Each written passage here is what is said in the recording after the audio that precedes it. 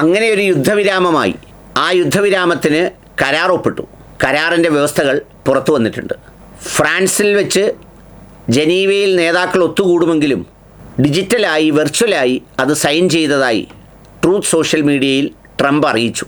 ഇത് വൈകാതെ തന്നെ പെട്ടെന്നങ്ങ് ഒപ്പിട്ടത് അമേരിക്കയ്ക്കും ഇറാനും എന്തെങ്കിലും ആത്മവിശ്വാസക്കുറവുള്ളതുകൊണ്ടല്ല, മറിച്ച് അവരുടെ നടുവിൽ ഒരിക്കലും വിശ്വസിക്കാൻ കൊള്ളാത്ത ഇസ്രയേൽ ഉള്ളതുകൊണ്ടാണ്.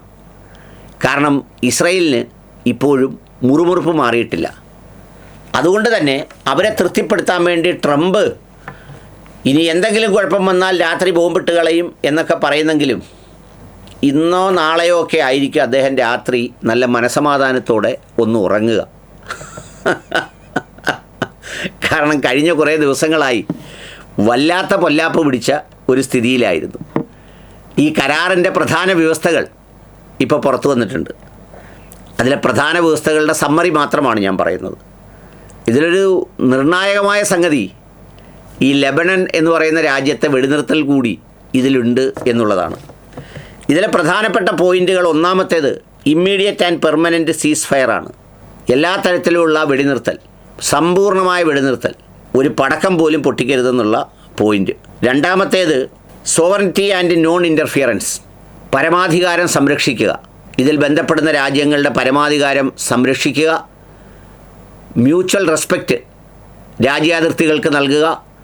അത് കടന്ന് ഒരു രാജ്യത്തിൻ്റെ പരമാധികാരത്തെ ദുർബലപ്പെടുത്തുകയോ മലിനപ്പെടുത്തുകയോ അസ്ഥിരപ്പെടുത്തുകയോ ചെയ്യുന്ന പ്രവൃത്തികൾ ചെയ്യാതിരിക്കുക. അത്തരം കാര്യങ്ങളിലെല്ലാം ഈ കരാറിൻ്റെ വ്യവസ്ഥ ഉറപ്പ് നൽകുന്നു. പിന്നെ മൂന്നാമത്തെ കാര്യം, അന്തിമ കരാറിലേക്ക് എത്തിച്ചേരാനുള്ള സമയപരിധി നിശ്ചയിച്ചിരിക്കുന്നത് 60 ദിവസമാണ്. ഈ 60 ദിവസങ്ങൾക്കുള്ളിൽ ഈ വിഷയത്തിൽ അന്തിമ കരാറിലേക്ക് എത്തിച്ചേരും എന്നാണ് പറഞ്ഞിരിക്കുന്നത്. പിന്നെ US-ൻ്റെ നേവൽ ബ്ലോക്കേഡും അതുപോലെ തന്നെ മറ്റ് ഫോഴ്സസും എല്ലാം ഇമ്മീഡിയറ്റായിട്ട് തിരിച്ച് പിൻവലിച്ചു തുടങ്ങും.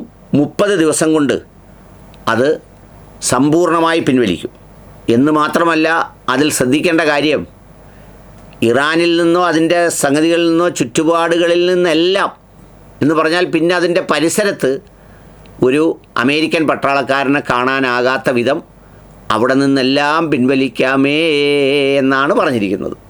അടുത്തത് പറഞ്ഞിരിക്കുന്നത് സ്ട്രെയ്റ്റ് ഓഫ് ഹോർമുസ് ആണ്. സ്ട്രെയ്റ്റ് ഓഫ് ഹോർമുസ് ഒരു ചാർജുമില്ലാതെ ഈ 60 ദിവസത്തേക്ക് ഫുള്ളായി തുറന്നു കൊടുക്കും. 60 ദിവസത്തേക്കാണ്. അതിൻ്റെ ഫുൾ ഓപ്പറേഷൻ എല്ലാ തടസ്സങ്ങളും മാറി വരുമ്പോൾ 30 ദിവസം എടുക്കും. അതിൻ്റെ ലോങ് ടേം അഡ്മിനിസ്ട്രേഷനെ സംബന്ധിച്ച് ഒമാനും അതുപോലെ തന്നെ മറ്റ് ഗൾഫ് സ്റ്റേറ്റുകളുമായി ആലോചിച്ച് ഒരു അന്താരാഷ്ട്ര നിയമത്തിന് വിധേയമായുള്ള ഒരു ധാരണയുണ്ടാക്കും. അപ്പോഴും അന്തിമമായി ഒരു കൺക്ലൂസീവ് സ്റ്റേറ്റ്മെൻറ്റ് ഇറാൻ അതിൽ പറഞ്ഞിട്ടില്ല എന്ന് സാരം. 30 ദിവസത്തിനകം എല്ലാം റെഡിയായി വരും. അതുവരെയുള്ള സംഗതികൾ എന്തിനാ എല്ലാം റെഡിയാകുന്നതെന്ന് ചോദിച്ചാൽ ഇതെല്ലാം ഒന്ന് വാരി വലിച്ച് ഒഴിവാക്കി മാറ്റുന്നതിന് വേണ്ടിയാണ്. അടുത്തത് റീകൺസ്ട്രക്ഷൻ ഫണ്ട്. ഇതൊക്കെയാണ് ഇസ്രയേലിനെ അസ്വസ്ഥപ്പെടുത്തുന്നത്. എല്ലാ റീജിയണൽ പാർട്ട്നേഴ്സൂടെ ചേർന്ന് ഇറാൻ്റെ വളർച്ചയ്ക്ക് വേണ്ടി $300 ബില്യൺ നൽകുമത്രേ. ലോകത്തെവിടെയെങ്കിലും അങ്ങോട്ട് പോയി അടിച്ചിട്ട് റെജിം ചേഞ്ച് ഉണ്ടാക്കാൻ പോയിട്ട് തകർക്കാൻ പോയിട്ട് അവർക്ക് അങ്ങോട്ട് കാശ് കൊടുത്ത് ഇടപാട് തീർക്കുന്നു എന്നുള്ളതാണ് ഇതിൻ്റെ ഒരു പ്രത്യേകത. അപ്പോൾ $300 ബില്യൺ ഇറാൻ റീകൺസ്ട്രക്ഷൻ ഫണ്ട് നൽകും.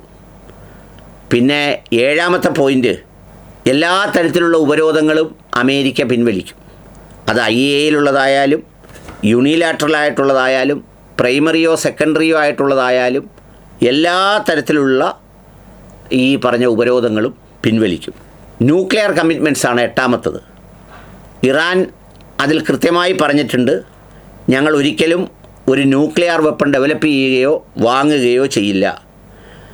എൻറിച്ച്ഡ് ആയിട്ടുള്ള സ്റ്റോക്ക് പൈലുകൾ അഥവാ എൻറിച്ച്ഡ് യുറേനിയം അതിൻ്റെ പ്രവർത്തനം തൽക്കാലം നിർത്തിവെക്കും അന്തിമ കരാർ ആകുന്നതുവരെ. അതുകൊണ്ട് ആ കാര്യത്തിൽ ഇനി ഞങ്ങൾ മുന്നോട്ട് പോകുന്നില്ല. 9ാമത്തത്, ഈ പറഞ്ഞ കറണ്ട് ന്യൂക്ലിയർ പ്രോഗ്രാമുകളുടെ സ്റ്റാറ്റസ് കോ നിലനിർത്തും. അതുപോലെ തന്നെ അതിൻ്റെ സ്ഥിതി നിലനിർത്തും. 10ാമത്തെ കാര്യം, അമേരിക്ക എല്ലാ തരത്തിലുമുള്ള ക്രൂഡ് ഓയിൽ, അതിൻ്റെ പ്രോഡക്റ്റുകളിൽ, ഡെറിവേറ്റീവുകളിൽ, ബാങ്കിങ് സർവീസുകളിൽ, ഇൻഷുറൻസിൽ എല്ലാമുള്ള ഫുള്ളായ ഉപരോധങ്ങളും സമ്പൂർണ്ണമായി പിൻവലിക്കും. 11, ലോകത്തിൻ്റെ വിവിധ ഭാഗങ്ങളിൽ ഇറാൻ്റെ അസറ്റുകൾ മരവിപ്പിച്ചിരിക്കുന്നത്, അവിടെ തടഞ്ഞു വെച്ചിരിക്കുന്നത് എല്ലാം റിലീസ് ചെയ്യും. 12 ഒരു എക്സിക്യൂട്ടീവ് ബോഡി ഇതെല്ലാം മോണിറ്റർ ചെയ്യുന്നതിന് വേണ്ടിയിട്ട് ഉണ്ടാക്കും. 13 ഈ നെഗോസിയേഷൻസ് എല്ലാം ഫേസ്ഡ് മാനറിൽ 60 ദിവസം കൊണ്ട് പൂർത്തിയാക്കും. 14 ഫൈനൽ എൻഡോഴ്സ്മെൻറ്റായി ഒരു കരാറുണ്ടാക്കിയാൽ അത് UN ഭാഗമാക്കി അംഗീകരിച്ച് ഉറപ്പുള്ള ഒരു കരാറാക്കി മാറ്റും. ഇതാണ് അതിൻ്റെ കഥ. ഇങ്ങനെയുള്ള 14 കാര്യങ്ങളാണ് ഇതിൽ ചെയ്തിരിക്കുന്നത്.